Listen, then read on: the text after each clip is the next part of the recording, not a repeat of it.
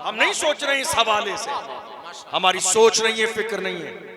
और बड़ी माजरत के साथ हमारी कौम के हर शहर में अगर जहां 20,000 की आबादी है तो वहां कम से कम 1,000-2,000 लोग मिलेंगे कौम के ठेकेदार। कितने? 1,000-2,000 नहीं साहब, हम सोशल वर्कर हैं। जो अच्छे हैं वो अच्छे हैं, बात समझ में आ रही जी? जो अच्छे हैं वो काबिल एहतराम। लेकिन मैं ये सोचता हूँ, इतने सारे लोग कहते हैं नहीं साहब हम अपनी कौम के लिए 20 साल से काम कर रहे हैं, हमारे सीने में कौम का बड़ा दर्द है। मुझे लगता है नहीं, बात सच्ची नहीं है। तुम्हारे सीने में कौम का दर्द होता तो मेरे 10-10 साल के बच्चे चाय के होटल पे बर्तन न धो रहे होते। अगर कौम का दर्द होता तो मेरी बेटियां मुर्तद न हो रही होती। अगर कौम का दर्द होता तो ये घर जहन्नम के गहवारे न बन जाते।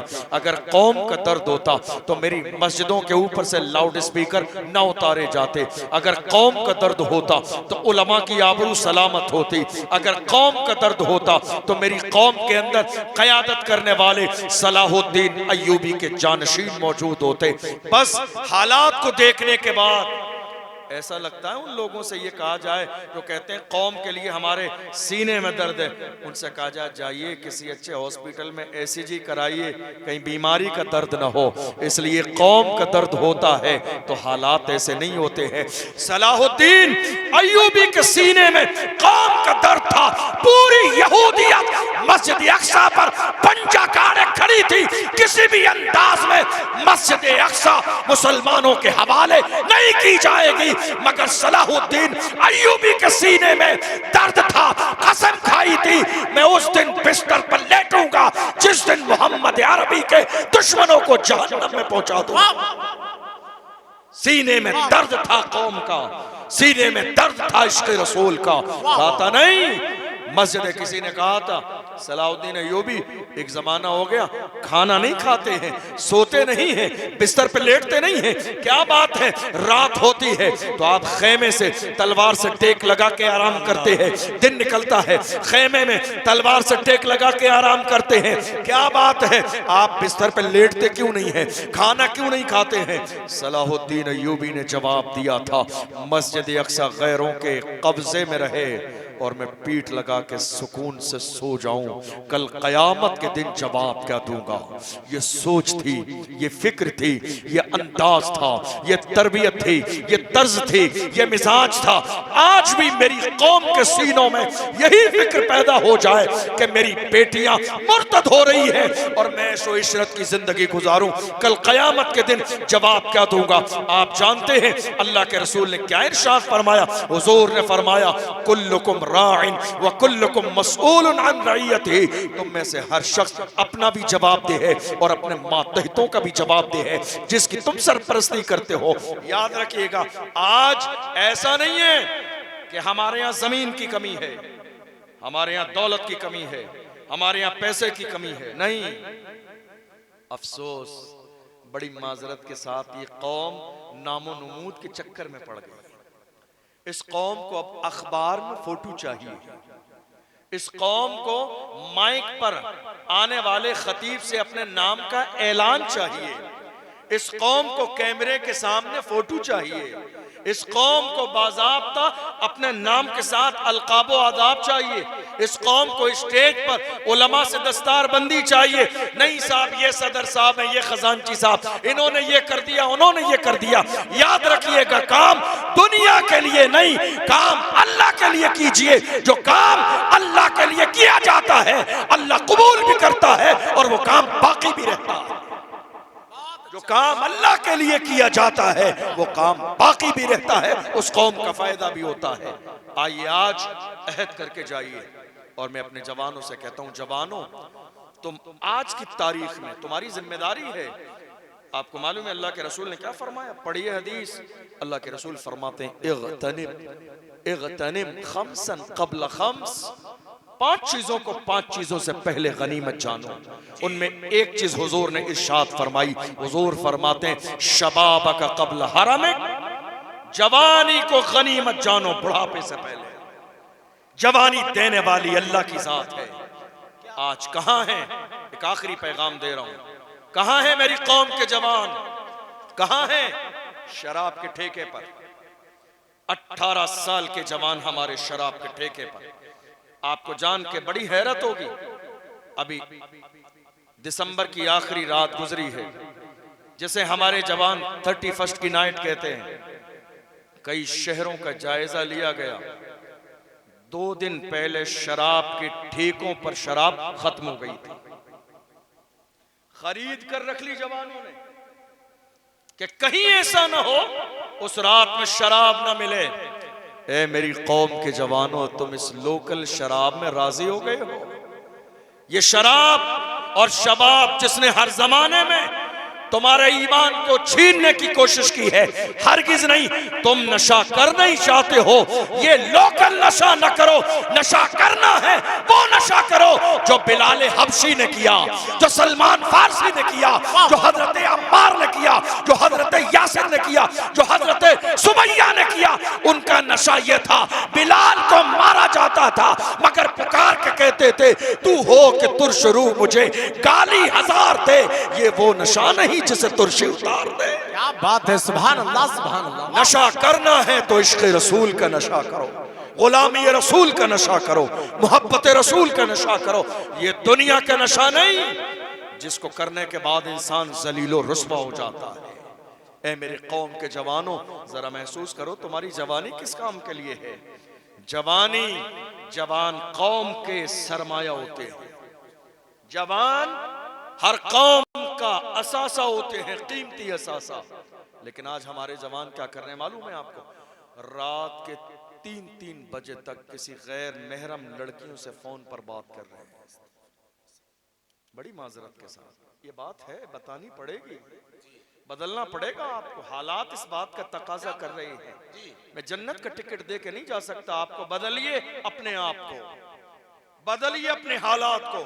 अगर चाहते हैं कि इज्जत की जिंदगी गुजारें, अगर चाहते हैं कि अल्लाह आपकी उम्र में बरकत दे, आपकी नस्ल में बरकत दे, आपके मिशन में बरकत दे, आपके कारोबार में बरकत दे और आपकी जात हुजूर के दीन के लिए नफा बख्श हो जाए, तो बदलिए अपने अंदाज को, बदलिए अपने किरदार को, बदलिए अपनी फिक्र को। हुजूर ने फरमाया खैरुन्नास मन यनफउन्नास, तुम में सबसे बेहतरीन वो है जिसकी जात से लोगों को फायदा पहुंचता है।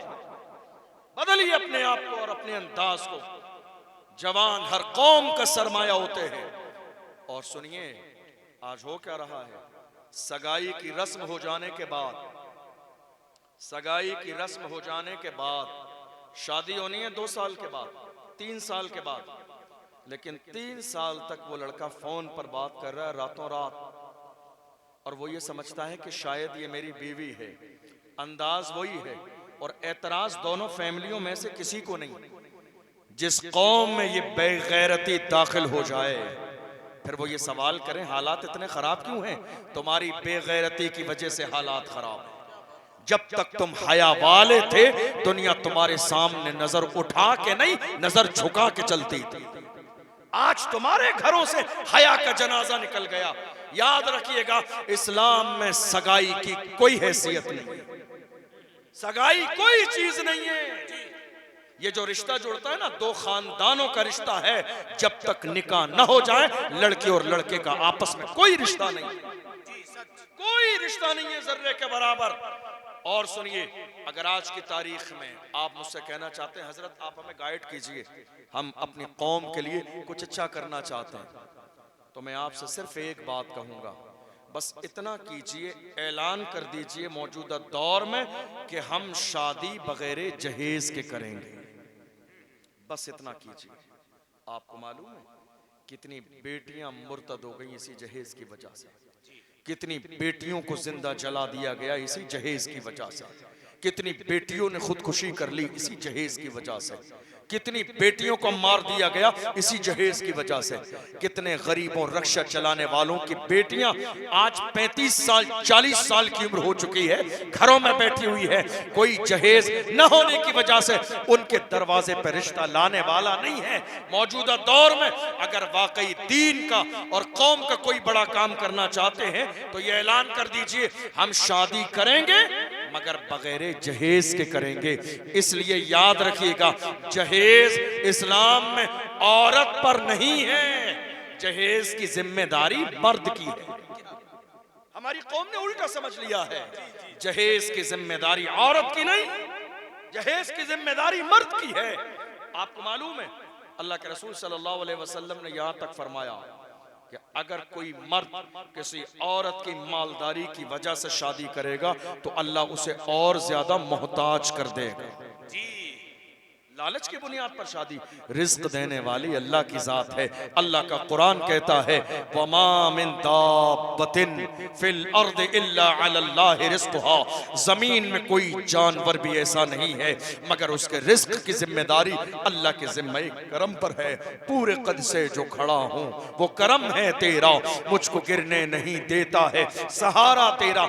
आप इतनी बड़ी तादाद में हैं फिर भी हौसला नहीं अपनी बहन बेटियों की इज्जत व आबरू बचाने के लिए कि हम एक कॉलेज बनाएंगे, एक हॉस्पिटल बनाएंगे, एक डिग्री कॉलेज बनाएंगे। वरना दुनिया की हालत यह है, दुनिया में पहली यूनिवर्सिटी बनाने वाली एक जवान लड़की है दुनिया जिसे फातिमा अल फहरी के नाम से जानती है। पहली यूनिवर्सिटी दुनिया जो आज मौजूदा दौर के सिलेबस के एतबार से चलती है, पहली यूनिवर्सिटी जिसको जामिया करवीयीन के नाम से तूनिस की सरजमीन पर, फास की सरजमीन पर एक लड़की ने बनाई। 20-22 साल की जवान बेटी जिसको दुनिया फातिमा अल फहरी के नाम से जानती है। तुम इतने बड़े लोग हो, इतनी बड़ी कौम। आखिरी जुमला उस लड़की के जहन में आया कि ये सारी दौलत माल जाहो जलाल मेरे दादा के पास था, पूरी जिंदगी उन्होंने संभाला, लेकिन वो चले गए, माल बाकी रहा। मेरे वालिद के पास आया, उन्होंने पूरी जिंदगी ये माल और दौलत संभाला, वो चले गए, माल बाकी रहा। आज ये मेरे कब्जे में है, चंद दिन के बाद मौत का फरिश्ता मेरे दरवाजे पे दस्तक दे देगा।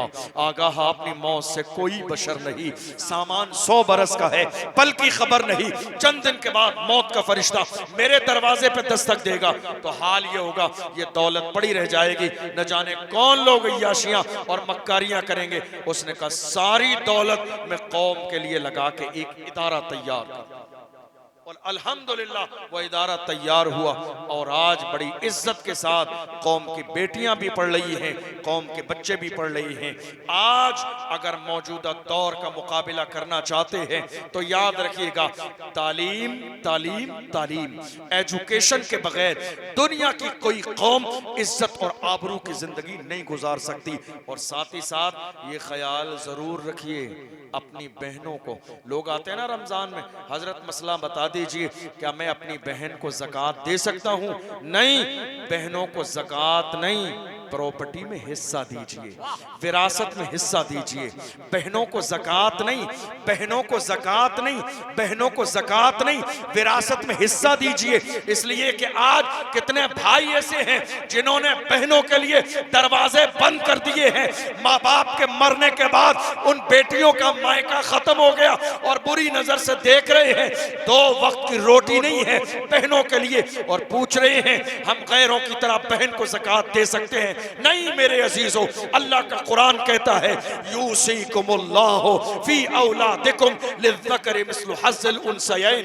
ये जो विरासत में हिस्सा है ये मौलवियों ने नहीं, मौला ने मुकर्रर किया है, ये मौला ने मुकर्रर किया है, देना पड़ेगा। और अगर आज आप नहीं देंगे तो आपकी दुनिया भी बर्बाद हो जाएगी, आखिरत भी बर्बाद हो जाएगी। इसलिए कि अल्लाह का कुरान कहता है इन्नल्लाह यअमुरुकुम अन तुअद्दुल अमानाति इला अहलिहा। ऐ लोगो, अल्लाह तुम्हें हुक्म देता है कि तुम अमानत में खयानत न करो, जिसका जो हक है वो हक उसको अदा कर दो, ताकि क़यामत के दिन तुमसे सवालो जवाब न किया जाए।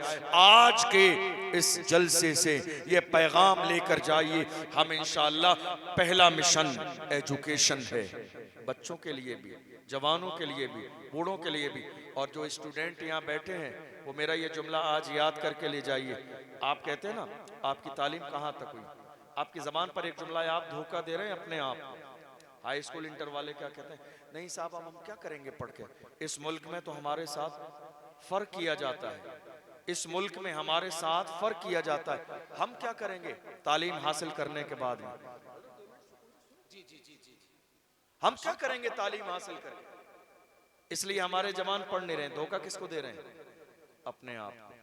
फर्क नहीं किया जाता है। आपने कितना पढ़ा, जरा मुझे डिग्री बताइए। हाई स्कूल किया है आपने? हाई स्कूल करने के बाद आप कह रहे हैं धोखा दिया जा रहा है। धोखा, ये धोखा आप अपने आप को धोखा दे रहे हैं। हाई स्कूल करने के बाद आपको कलेक्टर की कुर्सी पर नहीं बिठाया जाएगा। हाई स्कूल करने के बाद आपको कमिश्नर नहीं बनाया जाएगा। हाई स्कूल करने के बाद आपको प्रोफेसर नहीं बनाया जाएगा। पढ़ो, इतना पढ़ो, इतना पढ़ो, इतना पढ़ो कि मुल्क की जरूरत बन जाओ। तुम जॉब तलाश ना करो, अल्लाह करे इतने काबिल बन जाओ कि दुनिया की जॉब तुम्हें तलाश करती नजर। पढ़ो तो सही, काबिल बनो तो सही, अपना लेवल को इतना ऊंचा पहुंचाओ तो सही। और याद रखो, तालीम हासिल कीजिए, आप खूब पढ़िए। और बहुत सारे यहाँ स्टूडेंट ऐसे बैठे होंगे जिनके घर में थोड़ी सी परेशानी है, कारोबार नहीं चल रहा है, किसी के वालिद नहीं है, किसी के वालिद रिक्शा चलाते हैं, कोई ऑटो चलाता है, फीस देने के पैसे नहीं है, जरा सी परेशानी आई, हमारे जवानों का गोल इतना अपर लेवल का था, छोड़ दिया कि नहीं साहब परेशानी है, क्या होगा। आपने कभी गौर किया? एक आखिरी जुमला सुनिए, अल्लाह का कुरान कहता है इन्ना मअल उस्र युस्रा, बेशक परेशानी के बाद आसानी है। याद आया जुमला?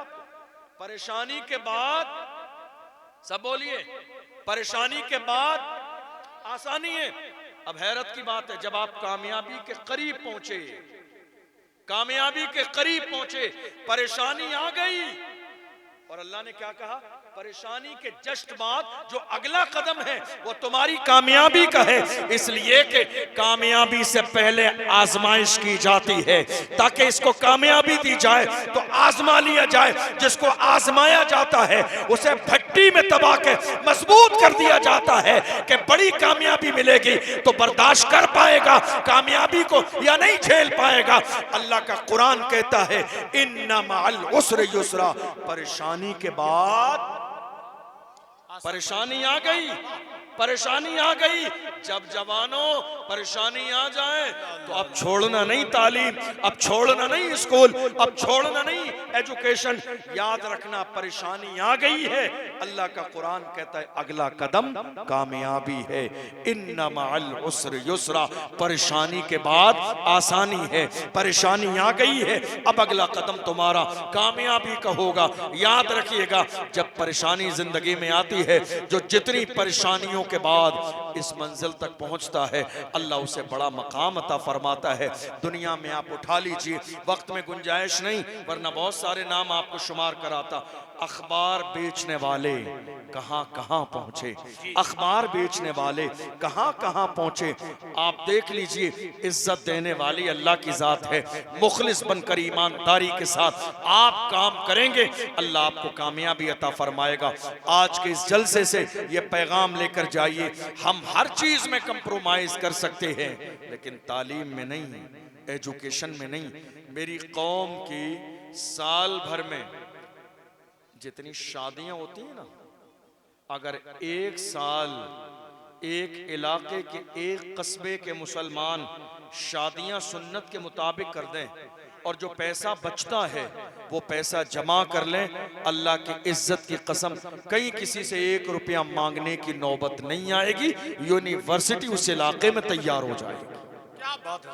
एक साल हमारे यहाँ नामो नमूद के नाम पर जहेज 10 लाख का, खाना 5 लाख का, जहेज 10 लाख का, सोना चांदी 15 लाख का। ये किसके लिए कर रहे हैं आप? दुनिया के लिए, सबके लिए। सबके लिए मत कीजिए, जो करना है रब के लिए कीजिए। जब रब राजी हो जाएगा तो सब राजी हो जाएंगे, वरना दुनिया का मिजाज ये है, ये दुनिया किसी से राजी होने वाली नहीं है। इसलिए मिजाज बनाइए, जहां भी रहें कौम की बात करें, मिल्लत की बात करें, तालीम की बात करें, एजुकेशन की बात करें। और सबसे ज्यादा इंपोर्टेंट काम मौजूदा दौर में, और पहला काम, अपनी बेटियों के लिए पर्दे वाला कॉलेज जरूर बनाइए, ताकि हमारी बेटियों का दीन महफूज रहे, ईमान महफूज रहे, और हमारी बेटियां मुर्तद होकर किसी गैर के दरवाजे पे न पहुंचे। अल्लाह की बारगाह में दुआ है, हमने जो सुना है इसे समझने और अमल करने की तौफीक अता फरमाए। सहवन कोई खता हुई हो, अल्लाह की बारगाह में सच्चे दिल से तौबा करता हूँ। अल्लाह अपने महबूब के सदक़े में माफ़ फरमाए। वस्सलामु अलैकुम व रहमतुल्लाहि व बरकातुहू।